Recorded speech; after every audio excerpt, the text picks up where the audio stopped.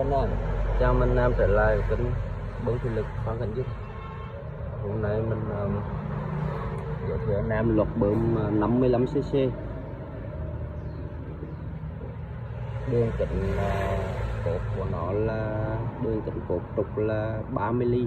Đây, loại này cột cơ vẹt bên em cũng có cột rơ liếng này. Loại này piston 20 ly.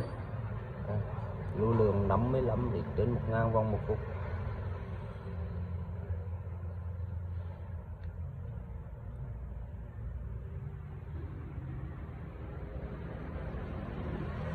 Anh em có nhu cầu thì liên hệ trực tiếp cho mình sẽ tư vấn.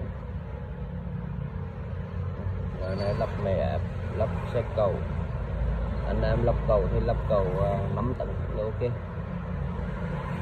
Lắp mẹ ép sẽ liều